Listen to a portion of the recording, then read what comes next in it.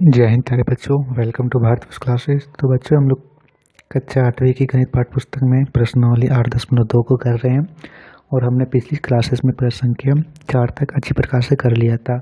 इसके आगे हम सभी करेंगे प्रश्न संख्या 5। प्रश्न संख्या 5 दे रखा है, एक VCR और टीवी में से प्रत्येक को 8,000 रुपये में खरीदा गया। दुकानदार को VCR पर 4% हानि और टीवी पर 8% लाभ हुआ। इस पूरे लेन देन में लाभ अथवा हानि प्रतिशत ज्ञात कीजिए। देखिए, काफ़ी सिंपल प्रश्न है। प्रश्न कहता क्या? प्रश्न कहता है VCR और टीवी प्रत्येक को 8,000 रुपये में खरीदता है, यानी VCR को भी 8,000 रुपये में खरीदता है, टीवी को भी 8,000 रुपये में खरीदता है। परंतु जब वह बेचता है उस दोनों को, तो VCR पर उसे 4% की हानि होती है और टीवी पर उसे 8% का लाभ होता है। तो बताना आपको कि उसे कुल मिलाकर लाभ होगा या हानि होगा। तो लाभ होगा तो लाभ प्रतिशत क्या होगा और हानि होगा तो हानि प्रतिशत क्या होगा, ये आप सभी को ज्ञात करना है। काफ़ी सिंपल प्रश्न। देखिए, यहाँ पे लिख लेंगे सबसे पहले VCR और टीवी का कुल मूल्य 8,000 VCR का, 8,000 टीवी का, कुल कितना हो गया? 16,000 रुपये। ठीक है, 16,000 रुपये हो गया। अब हमें दे रखा है कि वह VCR को 4% हानि पर बेचता है। तो VCR का विक्रय मूल्य क्या होगा, बताइए। VCR का विक्रय मूल्य, VCR को वह 4% हानि पर बेचता है। कुल प्रतिशत होता है 100 का, है ना। हम लोग इसी पर निकालते हैं कि हानि हो रही है, लाभ हो रहा है, 100 पर ही निकालते हैं। तो यहाँ पे आप लोग 100 को ध्यान में रख के बोलिए, 100 को ध्यान में रख के यहाँ पे बताना है कि 100 पर उससे 4% की हानि हो रही है। तो कितने में बेचेगा वो? 96% में, यानी 8,000 रुपये का वो खरीद रहा है VCR और उसे 96% पर बेच रहा है। तो उसका विक्रय मूल्य कितना होगा? यहाँ से एक शून्य कट गया, एक शून्य से एक शून्य कट गया। 96 और 8 की गुना कीजिए,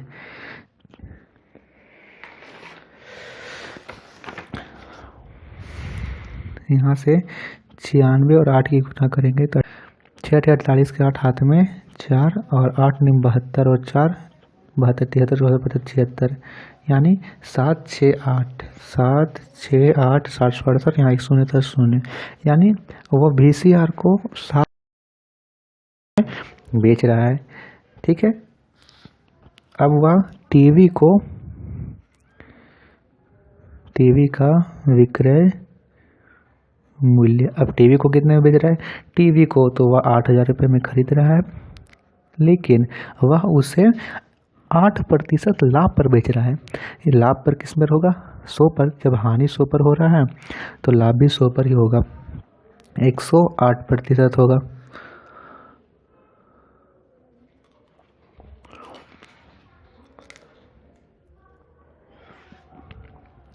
अब यहाँ पे भी बट्टे में 100 करेंगे, 1 0 से 1 0, 2 0 से 2 0 कट गया, 108 की 8 से गुना करेंगे तो 108 8 8 64 के 4 हाथ में 6 8 शून्य से 6 8 1 8, यानी 8,640 रुपये। तो 8,640 रुपये उसे मिल रहे हैं टीवी को बेचने पर। अब हम लोग यहाँ से लाभ अथवा हानि कैसे ज्ञात करेंगे? हम लोग यहाँ से देखेंगे कि वह खरीद रहा है 16,000 रुपये में, ठीक है, लेकिन वह बेच रहा है टीवी VCR को 7,680 रुपये में, टीवी को बेच रहा है 8,640 रुपये में। तो कुल उसे लाभ हो रहा है अथवा हानि हो रहा है। हम इन दोनों को जोड़ लेते हैं। यहाँ लिखेंगे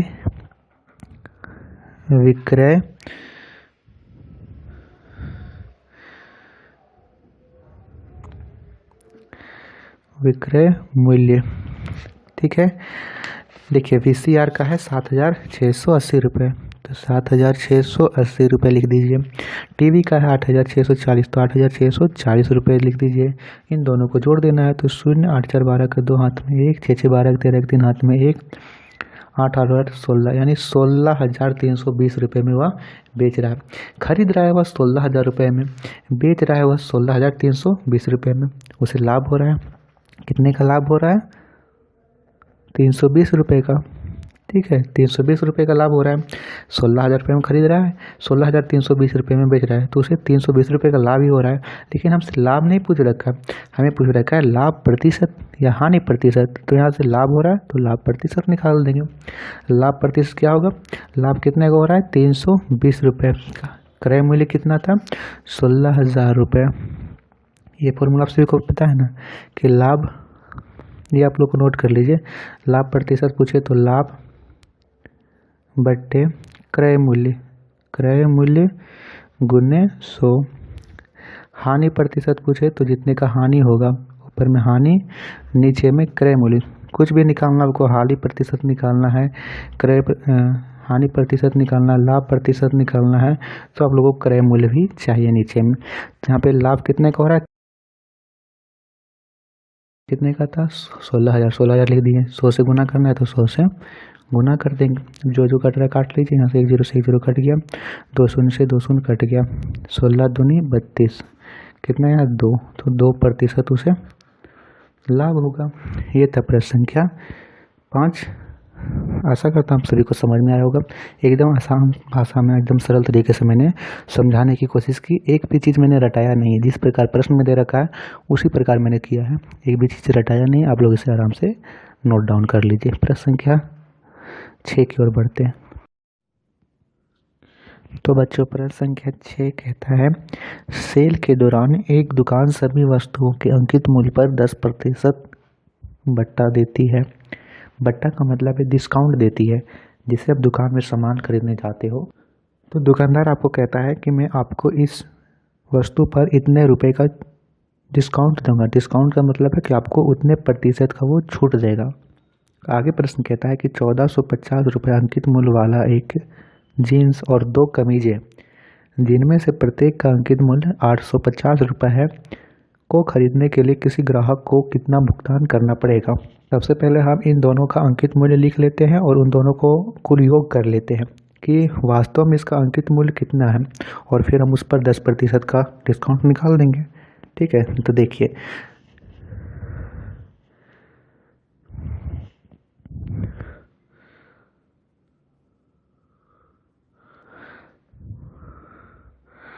प्रश्न संख्या 6। सबसे पहले है जीन्स। जीन्स का अंकित मूल्य कितना है, जीन्स का अंकित मूल्य, जीन्स का अंकित मूल्य है 1450 रुपये। ठीक है जी, जीन्स का अंकित मूल्य 1450 रुपये। और नेक्स्ट दे रखा है कमीज।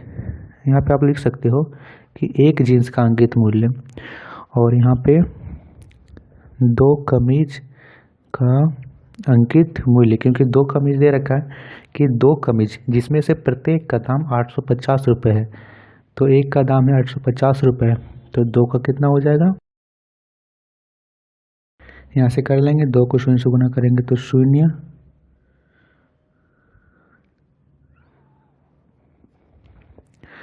5 दूनी 10, और यहाँ पे हो जाएगा 17, यानी 1700 रुपये हो गया कमीज का मूल्य। कुल मूल्य, कुल यहाँ पे कितना दाम आ रहा है, लिखेंगे कुल अंकित मूल्य।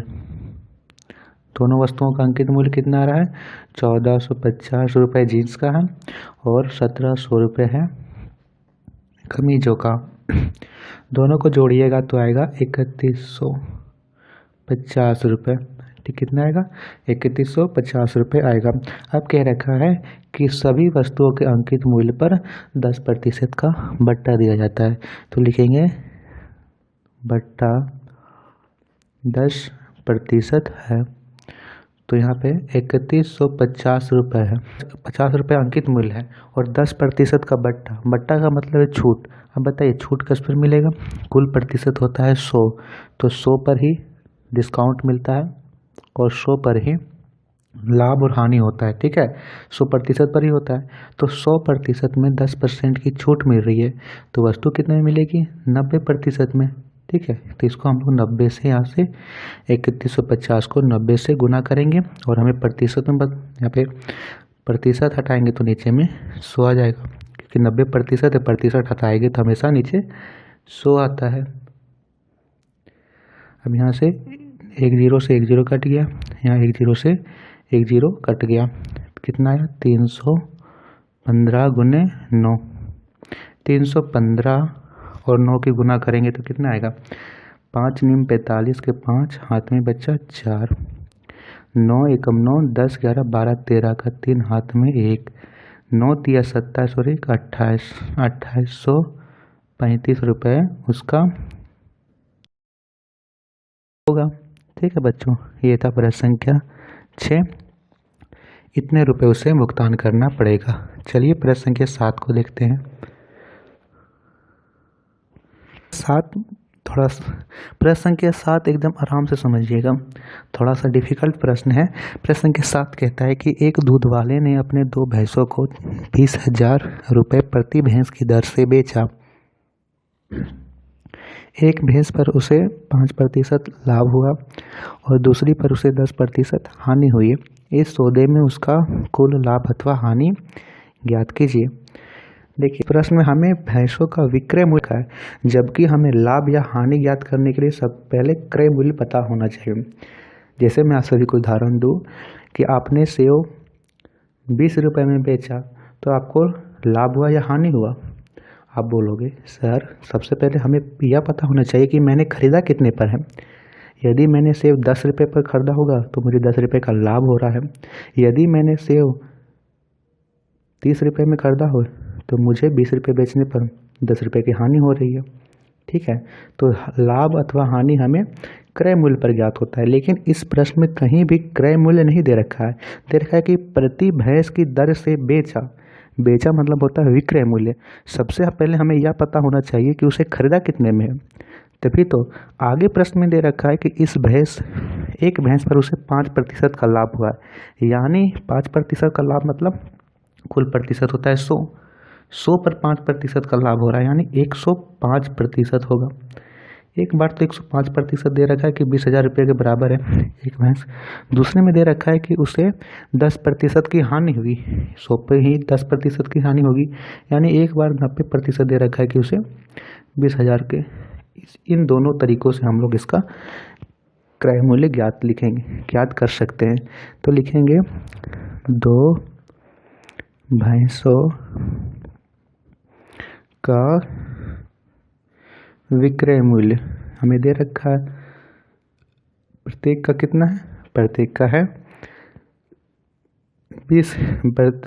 20,000, तो 2 भैंसों का 20 दूनी 40,000 हो गया। अब लिखेंगे प्रत्येक भैंसों का क्रय मूल्य सबसे पहले होगा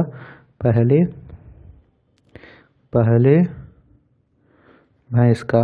कह रखा है कि पहले भैंस को वह 5% के लाभ पर बेचता है, यानी कहीं न कहीं 105% उसे 105% का लाभ, यानी 5% का लाभ उसे 20,000 रुपये बेचने पर मिल रहा है। यानी वह भैंस को 20,000 रुपये में बेचता है तो उसे 5% का लाभ होता है, तो 105% 20,000 रुपये के बराबर है। यहाँ से हम लोग निकालना है 100%, क्योंकि 100 में ही खरीदा होगा तभी तो 105 में बेच रहा है। तो यहाँ पे कितना हो जाएगा 20,000, यहाँ लिख दीजिए, इसके नीचे 105 लिखेंगे और गुना करेंगे 100 से। 20,000 रुपये 105% के बराबर है और 100 से गुना करना है, तो यहाँ से कटेगा जो, उसे काट दीजिए और यहाँ से निकलेगा हमारा, काट देंगे यहाँ पे 5 दूनी 10, 5 एकम 5, 5 दूनी 10, 0 का 0। अब इसे गुना करो तो कितना आएगा 2 दूनी 4, 1 2 3 4 5, तो 1 2 3 4 5 बट्टा 21। ठीक है, अब जब आप इसे भागा दोगे 4 लाख को 21 से तो आपका, तो बच्चों इसे आप जब भागा दोगे तो आपका आएगा 19,190 है ना। दशमलव के बाद आपको 2 संख्या तक लेनी है, इसे भाग देने पर आपको ये प्राप्त होगा 190,47.62। ठीक है, ये तो वह पहले भैंस का क्रय मूल्य, यानी इतने में खरीदा होगा। दूसरे भैंस को वह बोलता है कि दूसरे भैंस को वह 10% की हानि पर बेचता है। तो यहाँ लिखेंगे दूसरे भैंस का, ठीक है, 10% की हानि यानी 90%, वह 90% बराबर है 20,000 के। यही तो है कि 10% हानि पर वह 20,000 में बेच रहा है। तो 100% क्या होगा, 20,000 बट्टे 90 गुने 100। ठीक है, जिस प्रकार ऊपर किया इसी प्रकार यहाँ की है। एक शून्य से एक शून्य कट गया।